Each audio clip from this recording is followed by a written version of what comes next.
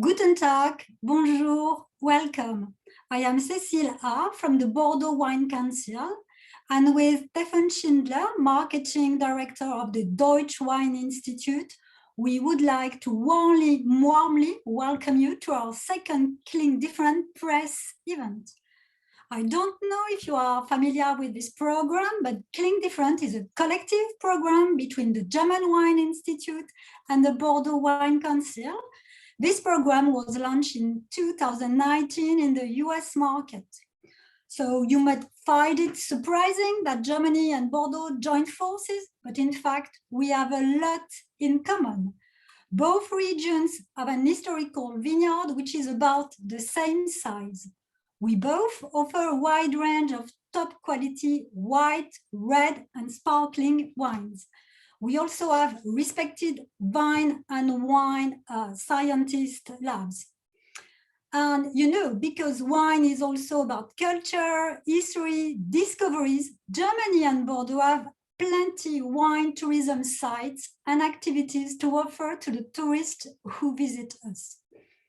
And last but not least, and I should say above all, another very strong common factor in Germany and in Bordeaux, we are very, very proud of our talented winemakers and more especially of our innovative, forward-thinking, dynamic, young generation of male and female winemakers.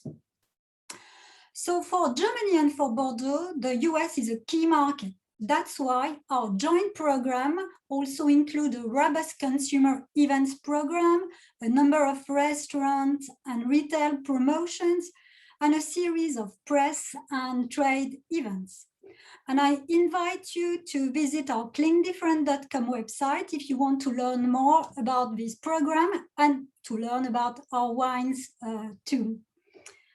So today we are going to taste and talk about sparkling wines.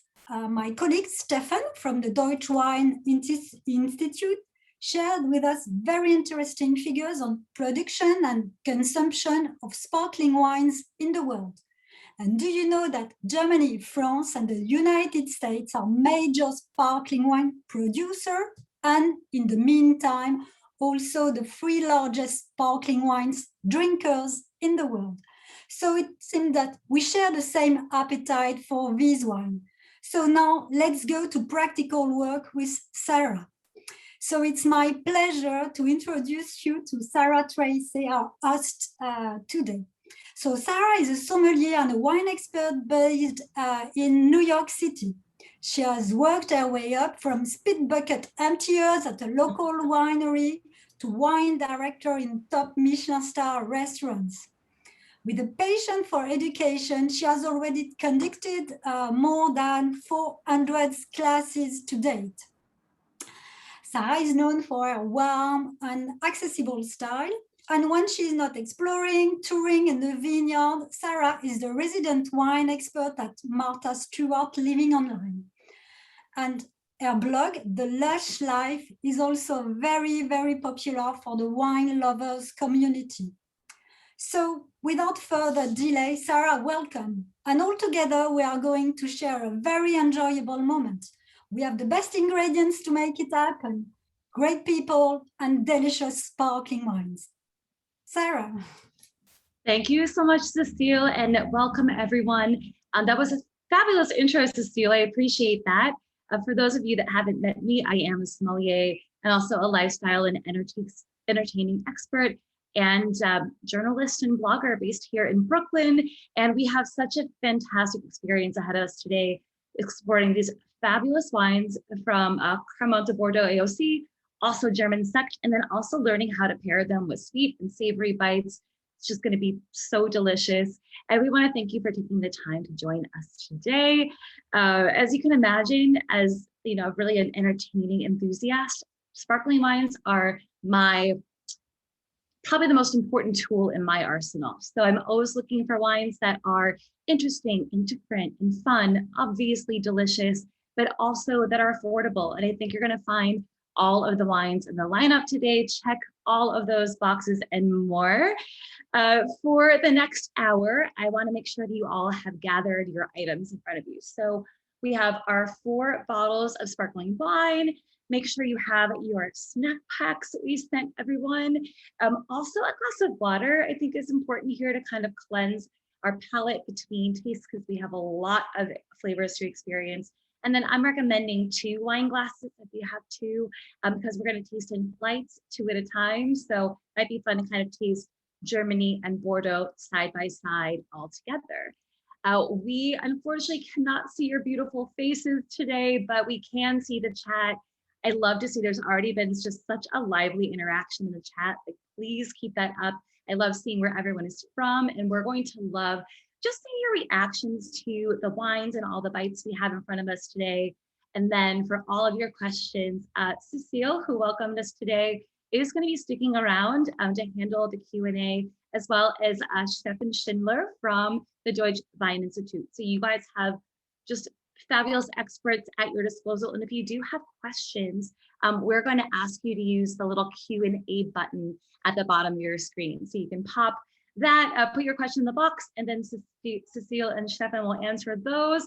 And finally, we would love for you to share your experience today on social media if you're so inclined.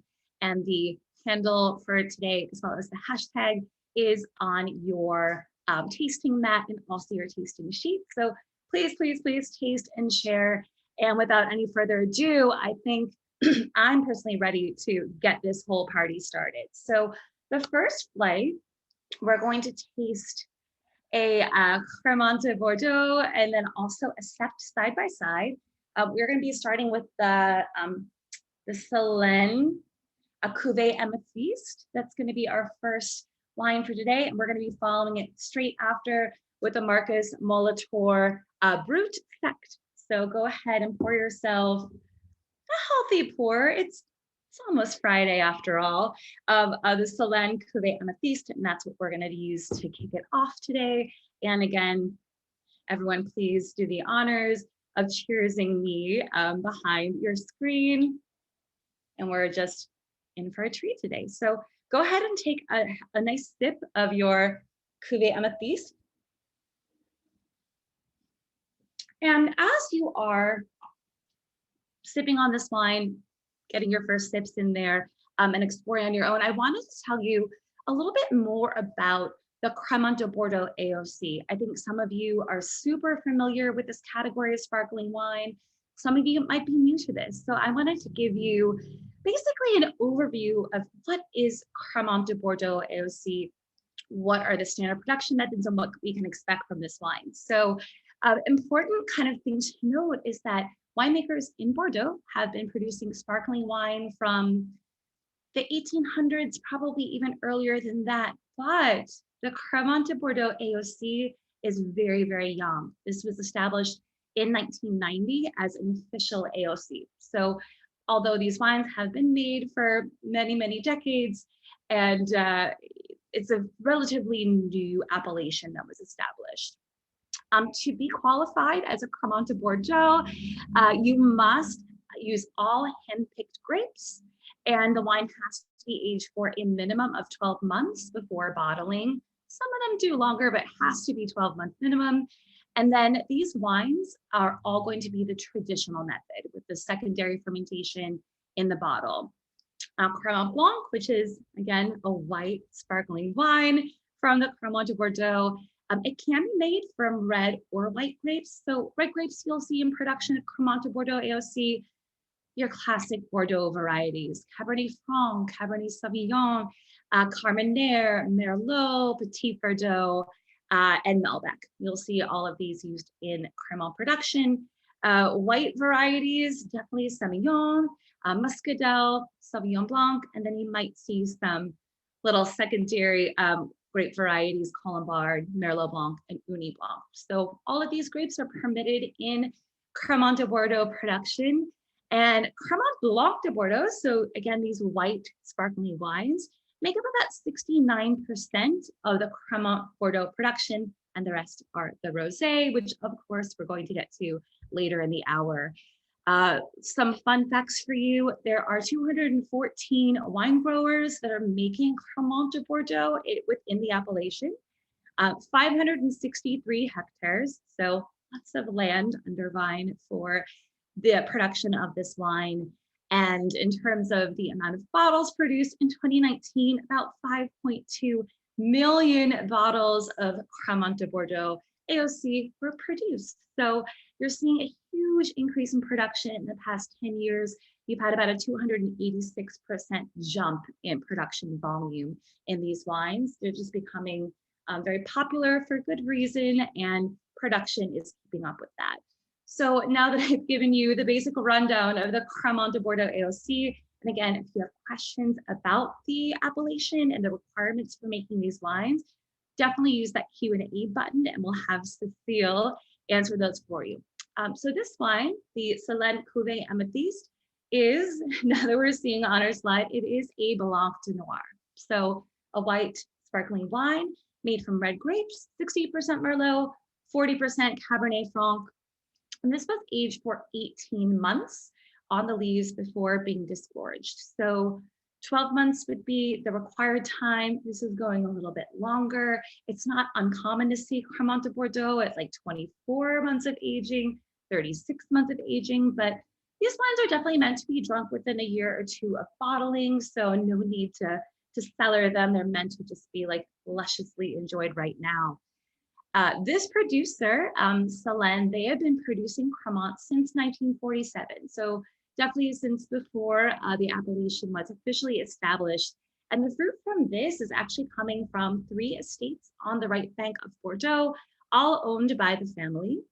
We have the Chateau Moulin de Clotte in Castillon, Côte de Bordeaux, also Chateau Lambersac and Puy-Saint-Gouin, Saint-Emilion, and Chateau en Tourpre in the Saint-Emilion Grand Cru appellation. So 3 different estates going into making this beautiful wine. And I feel like this is such an intoxicating aroma. You do get a little bit of red fruit. It is, you know, a Blanc de Noir, but I get a lot of yellow fruit here. Yellow plum, persimmon. Super fresh, gorgeous, little honeysuckle maybe on the palate. Beautiful, kind of combining like power, but also finesse, which is one of my favorite qualities in a high quality sparkling wine. And unbelievably, if you look at the SRP, we're talking about a $12 bottle. So unbelievable. The quality here is so spectacular. And I always think it's important to highlight that.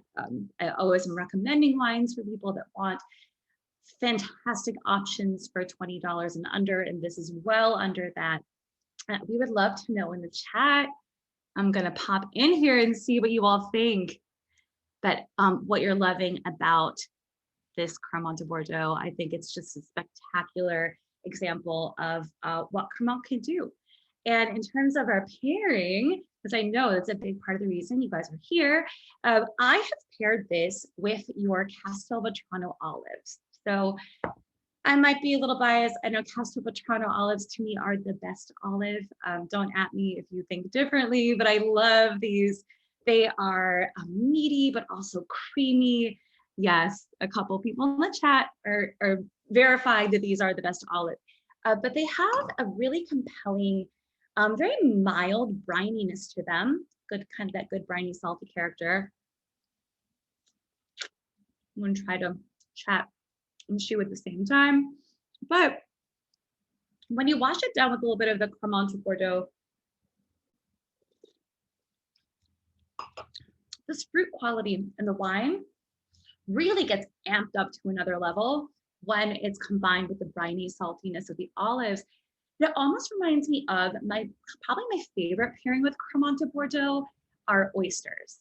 It's a little hard to send everybody oysters today, so we didn't quite go there, but same kind of briny, salty, but a little creamy, same kind of flavor profile happening. And I just think this is a really dynamic contrast pairing. Salty, briny, with like the clean minerality, but the intense fruit of this Blanc de Noir, I think is just This is just a great pairing, I think. I would love to know what everyone else in the chat thinks about the pairing. I'm also going to ask you to, leave a little bit of each bite because at the end of the session, we're going to go back and mix and match a little bit and see if any of the other wines paired with these snacks are a satisfying pairing or if I nailed it the first time. So I'm looking forward to doing that at the end of the session today. But moving on, I think, to the second wine in our flight. We're going to be briefly leaving Bordeaux. Don't worry, we're coming back soon. But we are going to go to the Mosel region in Germany for the Marcus Molitor sect.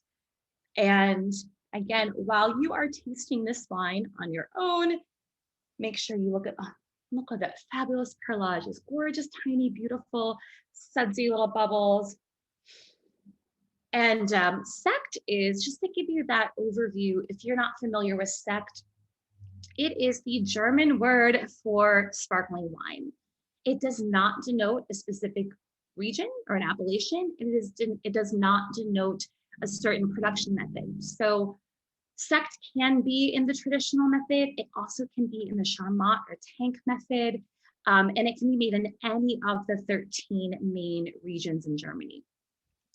In 2017, Germans consumed more than 400 million bottles of sparkling wine, and they produced 380 million bottles of sect, most of which stayed in Germany. And that was 2017. I bet Stefan has even more updated statistics for me, but Germans love their sparkling wine, and they're making a lot of sect.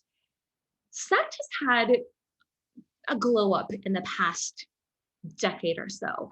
In the past, you would see sect that was made from like a European base wine that had its second fermentation within Germany. But over the last decade plus, you have a lot of young, small producers that are really passionate about up-leveling the craft and production of sect wines. And there are different quality levels of sect. We're not going to spend too much time on that today because I do want to get to the pairings, but if you do have questions about the different quality levels, you can pop them in the Q&A. Stefan will get right on that for you. And, important to note also that there is such a strong connection between Germany and France, going back centuries in terms of sparkling wine. In the 1800s, you had a lot of Germans traveling to France to learn how to produce sparkling wine. A lot of them came back to Germany to carry on the sparkling wine tradition. Some of them stayed in France. So there's a lot of famous champagne houses that were founded by Germans. You might have heard of Krug, Heidsieck, Bollinger, Mumm. These were all German founded. So again, it's just so appropriate that we're celebrating the tradition of Germany and France today because this is a time-honored tradition. And Germany also just produces a lot of sparkling wine. They drink a lot of sparkling wine for good reason. This wine is from the Mosel region, and Mosel is definitely known for Riesling, one of my favorite grape varieties. Mosel is the oldest wine growing region in Germany, and it's named for the Mosel River that kind of goes throughout the area, and the slopes rise up from the riverbank at such steep inclines. Some of them are like a 70-degree incline. A lot of them have to be hand harvested. And the key to making Riesling in Germany and in the Mosel is that these slate soils, you have blue slate, you have red volcanic slate. They not only offer great drainage for the grapevines, but they offer warmth. Slate tends to soak up that intense sunshine and it retains it really nicely. So you get a lot of ripeness in the grapes while still being pretty cold, like cool conditions for growing. So it's really the perfect place to grow Riesling. Talking a little bit more specifically about this particular Riesling, this is actually a tank fermented wine. So this is like gets the initial fermentation in large wooden barrels. Second fermentation is in tank, and then it's bottled under pressure. But you just do get these really clean, beautiful, very typical, I think, of Mosel Riesling on the nose. There's like pear, a little bit of peach. I definitely get some nectarine and a little bit of like white pepper. There's like a little savory spice here I think is really, really lovely. Very refreshing, very clean, beautiful, tiny, gorgeous little bubbles. This has about 12 grams per liter of dosage. So this has, and the Selen had 6. So we do have slightly more dosage in this, giving us a little bit of a riper, maybe more friendly profile. Really, really beautiful. And I have paired this with our prosciutto di San Daniele. So for me, one of the things I love the most about A, Riesling from the Mosel, and B, Sekt and German sparkling wines is the stunning acidity. And whenever I get high acidity, I always love to pair it with something a little bit fatty. I think that the richness in prosciutto has this beautiful kind of like ring of a lardo around the edge. Honestly, the more lardo, the more white you see in your prosciutto, the higher quality you're looking at. So this is like looking pretty gorgeous on my end, but I would recommend you put a little bit of the prosciutto on your tongue and just kind of let it melt for a second because it is so luscious. It's sweet and salty. It's definitely rich. Has that fat that kind of coats your tongue.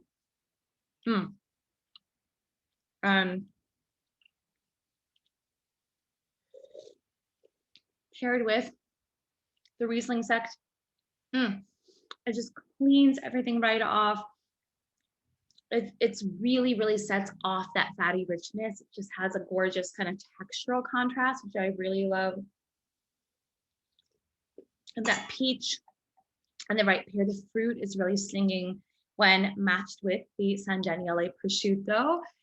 This particular prosciutto, San Daniele, is up in Friuli in Italy, and it's the proximity to the Adriatic up there that many people think gives the ideal condition for curing meats and specifically ham. But long, beautiful tradition of cured ham in Germany as well. So I feel like this is a kind of has a lot of very organic quality to it. It's really nice pairing. A couple other fun facts about Riesling, if you're not familiar, it does take, a little bit of a time to ripen, but the acidity is always going to be there, and that's really your trademark with Riesling. Riesling is grown in all 13 German wine regions, and so the extent of its presence does vary from region to region, but more than 22% of Germany's vineyard area is planted to Riesling. And I think it's the most important wine grape in Germany. I think sipping a glass like this definitely tells me why. So really, really awesome, delicious. And this one is $19. So this is definitely also well under our $20 threshold. Just a really, really wonderful kind of thing to be able to pop to a dinner party and bring this with you. Before we move on to the next flight, I'd love to know if you all have any questions for me. I love seeing this poll result.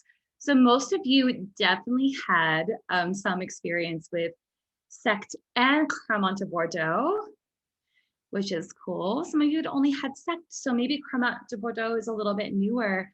And some of you had neither one, so that makes me really thrilled that we could introduce you to your new favorite wines.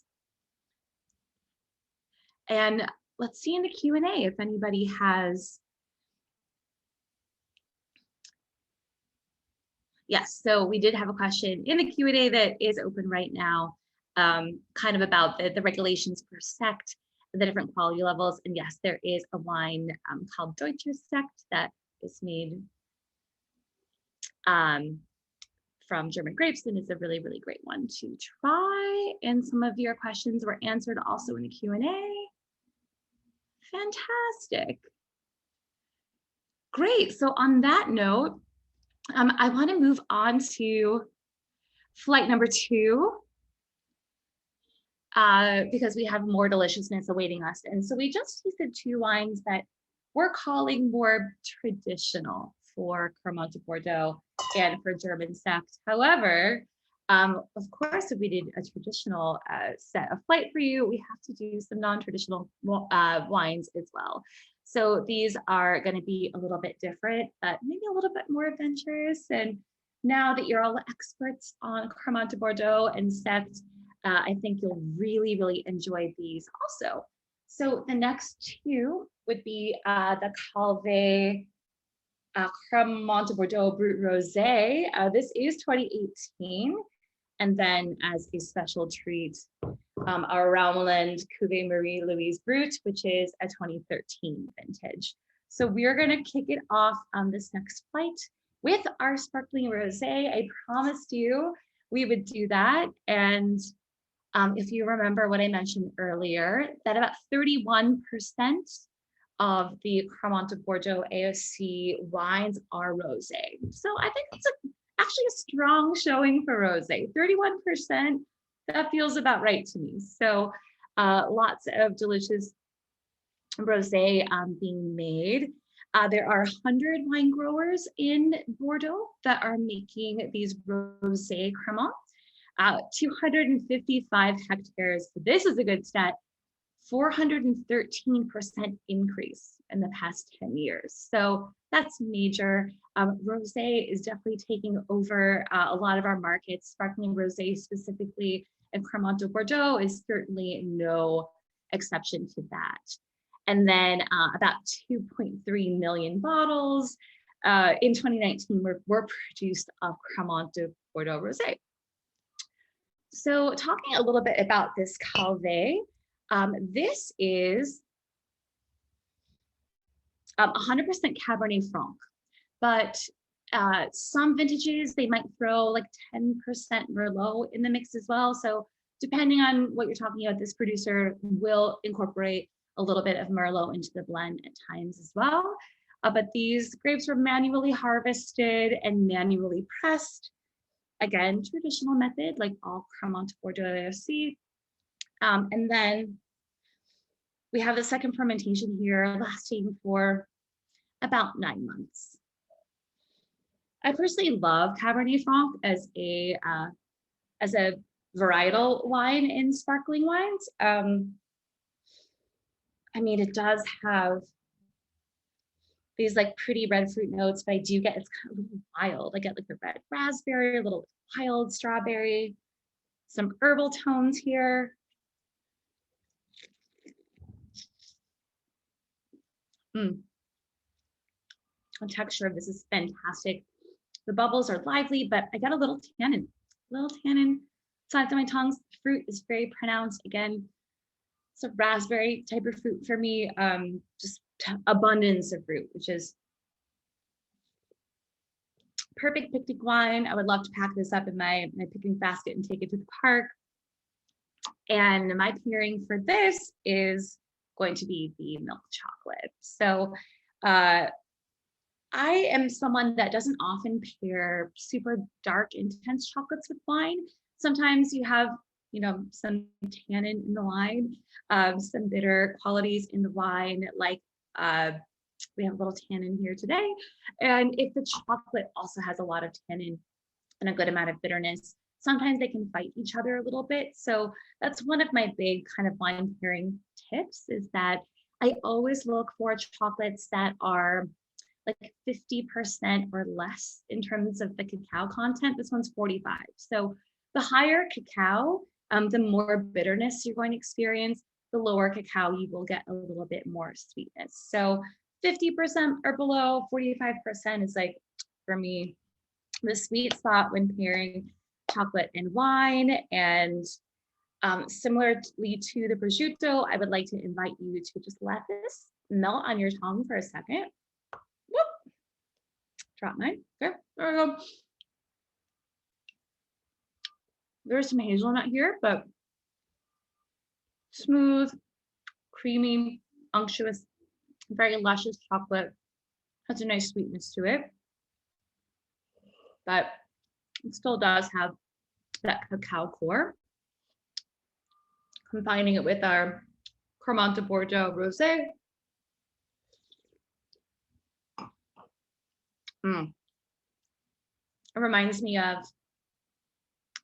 like eating a chocolate covered strawberry, where you have that like really juicy red fruit enrobed in kind of a creamy chocolate. I love this combination. Yes, I would love to know. Chocolate and wine can be very controversial. So I want to see in the chat what everyone's thought. Yeah. Again, a tricky pairing, but you know, wines can pair with savory items, but they can also pair with sweet things. And I think that a sparkling rosé and a milk chocolate is actually really fun, kind of decadent, but also lively and light pairing. All right, so final wine, we made it, everyone, is this Raumeland Cuvée Marie Louise. This is 2013, so has a little bit of age on it. And very famous producer in Germany, Volker Raumeland, is described as the Sektpapst, meaning the Pope of sect, because he was really one of the people that started a super quality revolution in sect, in German sparkling wine. I mentioned that historically, quality was like a little bit all over the place. He is one of the people that has really stood by sect and said, let's really make this incredible. This is a traditional method sparkler. So it had 57 months on the lees in the bottle before it was disgorged. And we have about 6 grams per liter of dosage here. So again, very, very minimal, just like a little bit of a touch. And this is 100% Pinot Noir. And Pinot Noir, I would love to, if anyone knows, pop it in the chat, the German name for Pinot Noir. You will win some kind of special prize. We'll make that happen. Yes, Robin says, oh, Dave, yep, Spätburgunder. So Dave wins the prize for today. So Spätburgunder is the German name for Pinot Noir, and it's a very important grape in Germany. But I think I haven't seen that many sect produced 100% Pinot Noir. So I think this is really unique and interesting. It is planted in chalk soil. And anyone knows another famous sparkling wine that's also planted in chalk soil? That'll be the second winner of my own trivia contest that I just made up. But yeah, chalk soil. It's super, super focused. It's a little bit lean. This is also vineyard is planted on a hill, 20 to 35% incline, and yeah, the lees aging comes through, but also that chalk soil, that minerality. Like, to me, this almost, maybe because we just had some chocolate and a really fruit forward wine, but to me, this almost has some saltiness to it. Definitely some great minerality with like some salinity there. Beautiful, fresh, delicious. And again, from the Rheinhessen region, the Rhine River flows through there. So the river has a nice kind of cooling influence here. Super mineral, very focused, very lean, but also does have a little bit of plushness in the mid palate from that Pinot Noir coming through. And here I have paired with the Drunken Goat cheese. So this is actually a Spanish cheese that is soaked in red wine. Monastrell is usually what they're using to kind of infuse flavors into the Drunken Goat cheese. A lot of people think it was like an ultimate mistake in a winery. Perhaps someone was snacking on some goat cheese and happened to just like flip the wheel into the vat of wine. And then a few days later, they discovered it and said, wow, this is really, really special. Let's just do this. So really kind of smooth taste. I'm letting it melt in my mouth. Make sure, everyone, you're taking the poll that just popped up. I'm actually going to vote in the poll too. So we have had some saltier foods. We had our olives today. We had cheeses and meats, obviously the prosciutto di San Daniele and the Drunken Goat cheese, but also sweeter foods like dessert and chocolate. So I'm going to vote for mine. I definitely hope you all vote in the poll because it'll be kind of fun to see what you all think. But for me, it's the linear quality of this sect that I thought would be really nice, with a cheese that has some zing and some acid, but is also kind of rich and fatty at the same time. I felt like this pairing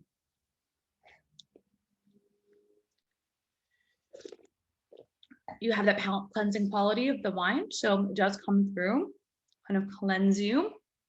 Oh yeah, answers are out. Fattier foods like cheeses and meats. Yeah, I do have to say that I love the Castelvetrano olive pairing with the Solène Amethyst Cremant de Bordeaux. That was awesome. But yeah, some rich cheeses and meats I think are really, really great with sparkling. I think tonight that those were the winners for me.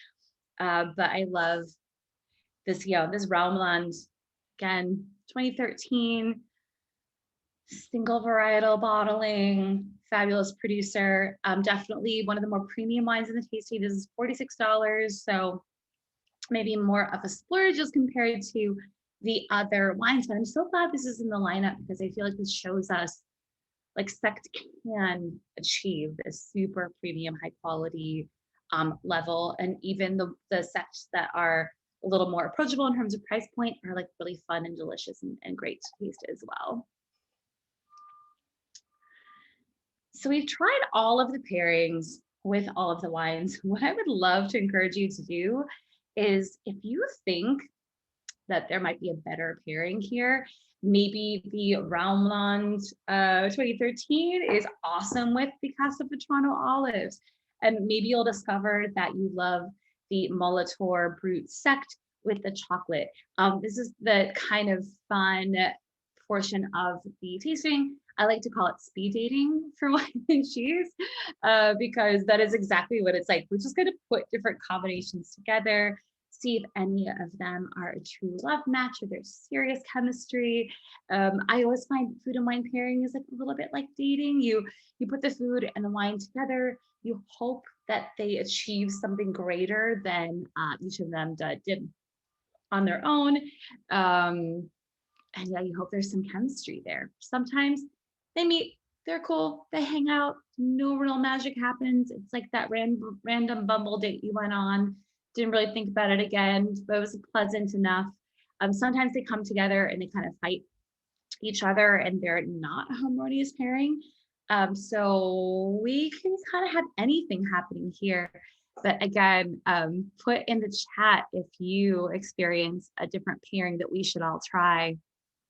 Courtney loves the Raumeland.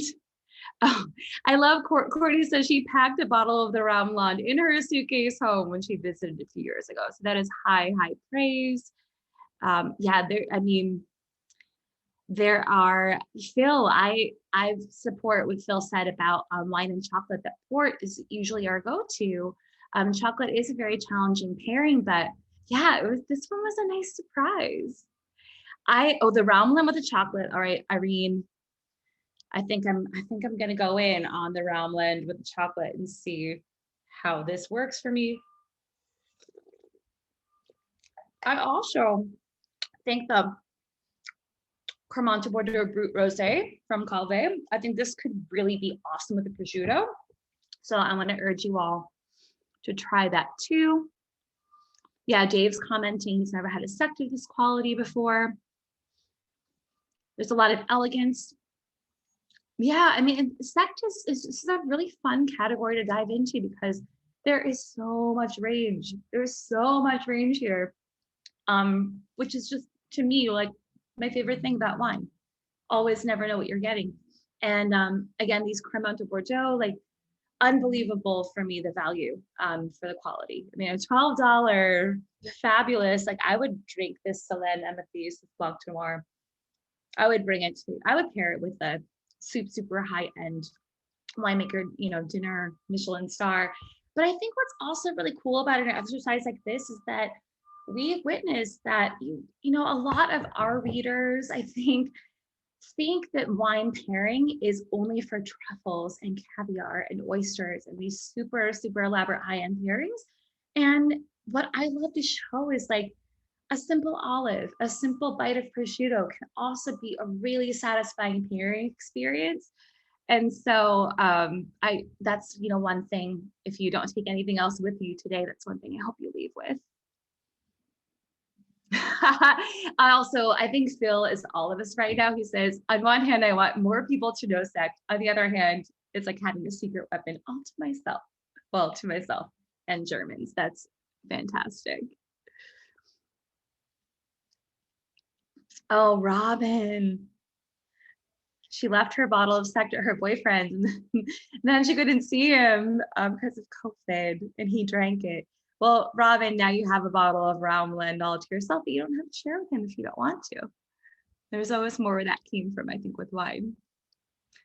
Well, let us know in the chat if you have a favorite pairing today or a favorite wine, something new you discovered that you like. And yeah, if there's a pairing in here, a mixed match style pairing that you've discovered that you love, that you want to share with the group, let us know and we will all follow suit. And on that note, I want to bring Cecile back. Oh, we have one more. Okay, one more poll. Which of the 4 wines stood out to you? This is a good one. So the Solène Cuvée Amethyste. Again, that was wine number 1. The first Blanc de Noir from the Bordeaux Cremant. Then the Marcus Molitor Riesling Sect, which was our Mosel. The Calvé Cabernet Franc, which was like really fruity and luscious. And finally, the Raumland 2013 Cuvée Marie-Louise, the traditional method. I saw a lot of chatter in the chat about the Raumland, so I feel like this might have an edge here. But I think they were really all 4 of them knockout wines that were just really fun to taste all together. Okay, the Raumland. I suspected that was definitely performing well today, but really, really fun to see everyone's reactions. And on that note, I want to bring Cecile back, my friend from Bordeaux, to kind of do a final Q&A for us. Anything that you would like to discuss? We're opening the door for any other questions you might have. I think we answer all the questions, but please feel free to answer, to ask. We are here to answer. Sarah, maybe you can share with us some tips to encourage American consumers to discover these sparkling wines? Oh, yeah. I mean, I think for me, this is a very simple answer, but it really is price point. Like these wines are very affordable. Like you can go to your wine shop and you can urge your readers, your followers to throw down $12 or $19 for a really something special and different. So I find that a lot of, I'll just speak maybe for me personally, like my readers that read my columns, my followers, you know, they get kind of stuck on Prosecco, other sparkling wines in that price point, and don't tend to really look around and see what else is out there. So I think this is a really fun kind of something new and different that people might like to try. And quality is fabulous, value is amazing. And also like in a restaurant setting, you know, if I have any, you know, wine directors out there or your restaurant people, you know, put some of these wines on by the glass. And that's so easy to just pour somebody a taste. You have a bottle open behind the bar, you're serving it by the glass, or maybe you're mixing into cocktails or something like that. And if someone's never tried like a Sect or Cremant de Bordeaux, it's so nice just to like be able to pour them a little taste, see what they like. And once they try it, they're going to buy the bottle. They're going to love it. So that's probably my top 2 tips. Position it as an interesting, fun, different, maybe higher quality in some cases, alternative to something like a Prosecco, and put it on by the glass at your restaurants and just pour it for people and let them experience it for themselves. Okay, I had another question from Robert. He asked, what is the production of the Cremant? It's about 1.5 million cases a year. It's a tiny production in Bordeaux, but it's growing a lot. Yeah, I think one of the things that was interesting to me as we kind of opened up the session with is just the growth of this category. You know, Cremant de Bordeaux Blanc is up, 200 and something percent. The Cremant de Bordeaux Rosé is up over 400% in terms of production. So these are categories that are growing a lot.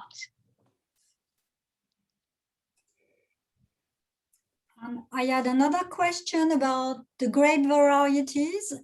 So yes, in the Crémant de Bordeaux, you can use all the whites and all the red grape varieties to produce rosé and white Crémant. Yes, and if you weren't like taking copious notes earlier, which I didn't expect you to, the reds that are allowed would be Cabernet Franc, Cabernet Sauvignon, Merlot, Carmenère, Malbec, and Petit Verdot, and the whites are primarily Sauvignon Blanc, and Muscadel.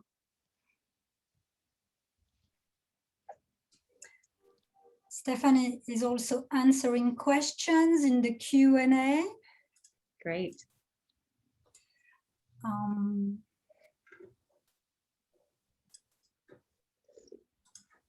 I have a question for everyone. If you want to put, it's time for me to ask the questions.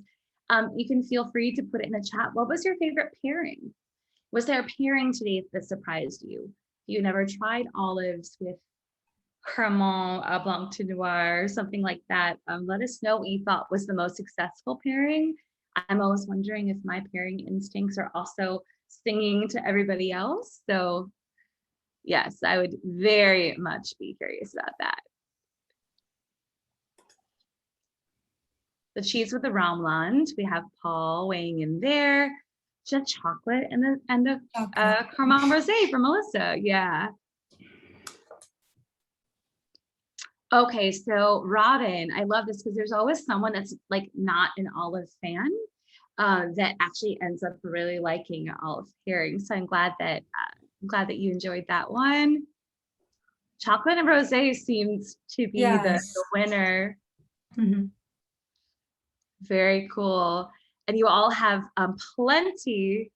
Yeah, again, Shakira, like the same. She doesn't really like chocolate that much, but the rosé, she really liked it. So I always find that to be a special part of pairing, is that you might think you don't like chocolate or oysters or olives or cheese, but if you have them in the right context, sometimes they come alive in a different way.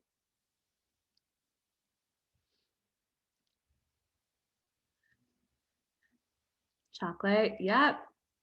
Acidity with salt and fat. So yeah, Lynn is getting us very much to like the tactical answers. Because yeah, I always say that pairings are a little bit of an art and a little bit of a science. So we know the science here is that high acid wines do really well with fat, but sometimes there's an art to it that's like unexpected factor. He would love to have the Salin with ceviche and the Calvé with salmon.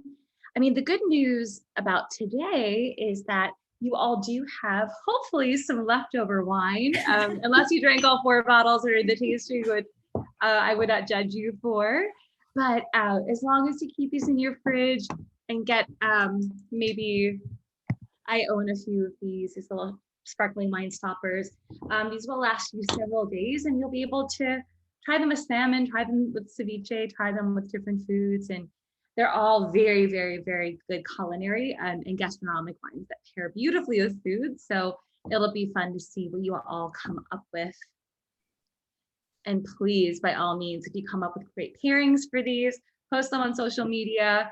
Again, you have the handles and the hashtags on your tasting sheet. So Clink different. Well, I can't wait to actually keep an eye on what all of you create with these. Sarah, I think it's already time to say goodbye. Sadly, this is the highlight of my week for sure. So thank you very much, Sarah, for this very lively, interactive and interesting tasting. I also would like to thank you, the people who are behind the screen and the very professional RF Binder team who set up this event. And also thank you all for taking the time to share this moment with us, for tasting our wines, and for being so active to share your comments, very enthusiastic comments. I hope you have enjoyed. Once more, thank you very much. And last but not least, our dearest wish is to meet you again in the USA, or even better in Germany or in Bordeaux. So you are more than welcome whenever you want to visit us. And to end together, let's toast. So, Prosit. I have to pour myself a little wine because I drank all of them. So, But cheers Prosit, so much. chin chin, cheers. Thank you very much, everybody.